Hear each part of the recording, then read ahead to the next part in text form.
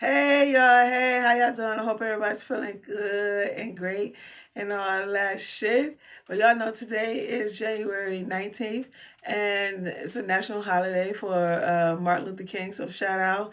It's a celebration, bitches. I hope y'all did y'all some celebrating like y'all be doing celebrating for all this other fuck shit. It's a celebration. Shout out, to one of the greats. To one of the greats. And there's plenty other greats. This is the long list. So I'm on that list. Marcus Garvey, Malcolm X, Fannie Lou Hamer, Shirley Chisholm, Pearl Primus, Alex Haley, Fred Hampton, uh, Nat Turner, and the list goes on and on and on. So it's a celebration, bitches. So anyway, so y'all, let's go. Y'all know how I do it. I just jump right into it. And today, um, I was going through, and I seen like it was a situation that happened between, I guess they are influencers, or they in these YouTube streets or social media streets as well. I think his name is Tyrone Davis. That's his name, and her name is LuLu, and I think they call him 2T or two. Okay, I'm sorry. I don't know. I don't want to mess up his name. But anyway, him and his girlfriend, they was celebrating Black love, and you can tell like this from what they shown that like he definitely loved this girl, and all the things took and just he set up the place real nice, gave her flowers. She dipped out in the nicest shit, take it to the nicest shit, cruising the nicest car. You know what I'm saying? Going vacations and all that. So unfortunately, tragedy struck, and it was crazy. So they said that they was driving. They were on vacation somewhere. They must have gotten into an argument. She said that he said let him out the car. Now it looked like it was a highway, or it was like a fast lane, 2 lane or 3 lane uh, uh, directions, right? And so she pulled over, and supposedly, now this is what they saying, that she's saying, pulled over, let him out, and unfortunately, um, he was unalive. They said it was some forced trauma to the back of his head. And so I guess she told her type of story, but check this shit out though. Why the girl? They said that I guess she was also connected, but his aunt, because he was a very successful young man. He had his own trucking company and probably other businesses, whatever the case. He was doing very well for himself financially, and they say, now this is what they say. This is what I get from the streets, that she went and took out monies from his accounts and all this so wild shit. Like, wow, do people really love you, or they love what you get? So I don't know if that's true. That's allegedly, because that's what people. This is what the family was saying. And as I was thinking, I was just like, wow.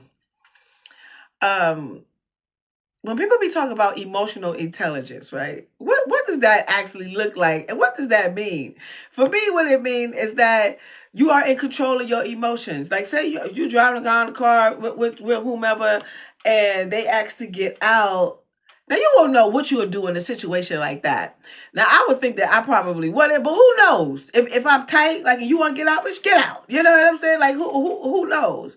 But then you also have to think about um like the surrounding areas and all that little shit. But being emotionally intelligent, as they like to say, I like to say working on your emotional wellness, that's my terms, is that you have to assess the whole situation. Okay, you in a heated situation. People can be in a heated situation, but you have to learn how to be calm and still within yourself. Even if you need to take some breaths, people. I know that a lot of people don't seem to understand that or get that, but it is so helpful to your overall well-being. Of course, we're breathing, but when you're inhaling and exhaling, like taking your time with that, like it give you a little bit of peace, it give you some peace, and it give you some clarity. So, yeah, it was just tragic. It's unfortunate. He was probably like a young man, and he was unalive. So you know, his family stood on business. Like the whole family was in the house. They want to shout out to his family for all the love that y'all have for each other and all that shit. We see it. I'm happy that y'all are there for him. But the LuLu, the girlfriend, she has. I haven't seen anything where she came out and said anything. But then again, I'm sure she's going through some, you know, her emotional roller coaster right now, because you know the guy she was with, you know, is no longer here with us in a physical sense, and now everybody kind of looking at you sideways. You know what I'm saying? But I just hope all is well, and that justice prevail, and that they find out what really happened. Because like, how did he get put? He out the car, and there's a forced blunt trauma to the back of his head. You know what I'm saying? I don't know, but y'all just be well, and whenever you going through conflict, always breathe. Like, take your time. If you take a moment to step back, right? For real, like, just take that moment and step back and rationalize within yourself, so you can make the best decision for yourself and also the other person that you're dealing with. Quick story. So why one time, this ain't got nothing to do with like that, but I mean, one time I was on the train. I was on my way going to the movies, and it was this young dude, like, he trying to fight an older man. Like, the shit was crazy. But let me tell you something about New Yorkers. When they see somebody trying to fight, and you can tell like another person is trying to be cool, or they may look a little timid, somebody would slide them a little something. Like this one man came and slid the old man something, like, take that. I ain't gonna tell you, but he slid him a little slap. I done seen that on plenty of occasions. But the man was like, no. And then, so when the guy came to me, now he tall. He probably in his 30s, 40s, I don't know. But and he looked down, because he's like 6 something, and you're a bitch 5'3".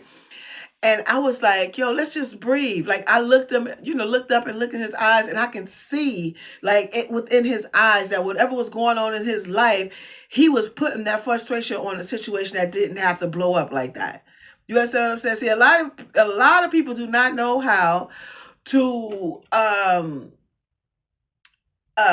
assess their own self, to put your life in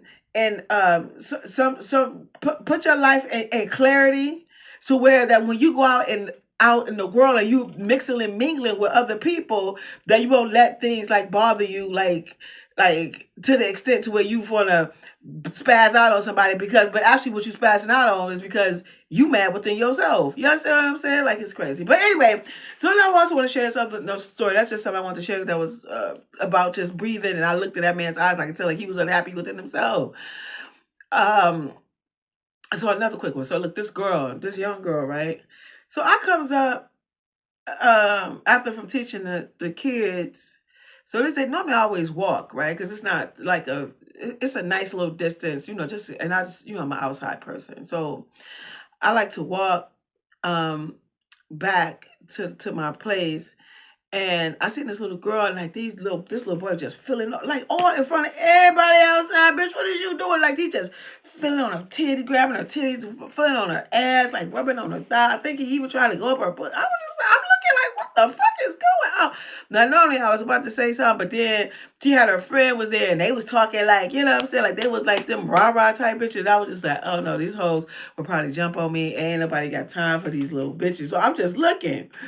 Right. And then she kind of got close to me, and I see like she had scratches all on her face. So now I can hear her and her girlfriend's conversation. And so she was talking about fighting and all this other shit. I'm just looking at her like, oh my God. And on top of that, not only did she have scratches, the bitch, like, she had, well, the baby bitch, she had like she had a stench, like she didn't smell good. So clearly things at home wasn't, now she's a young girl, so her life is based off how her mother and her, whatever's going on in the house, whoever's her guardian, her mother, her father, whomever, right? She's a reflection of that. So like, and she had like a state. I was just like, wow, you know, it's just it's so unfortunate of and I say this shit all the time, because a lot of you motherfuckers shouldn't be having no children, because a lot of these children become a part of your bullshit because you don't know how to handle life within itself, like for yourself, and let alone a motherfucking child. When y'all hear some of these stories, like these women, mothers who sold their children, like, this is some real shit. Like, shit really be happening like that.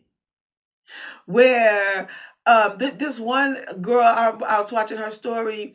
She was saying that her mother told her, like, you don't get you don't do nothing for free. You know what I'm saying? Like, you use your body. And she a little girl, and she said she was known. Dudes would come, men would come over, and she would just grab their dick because her mother told her that shit.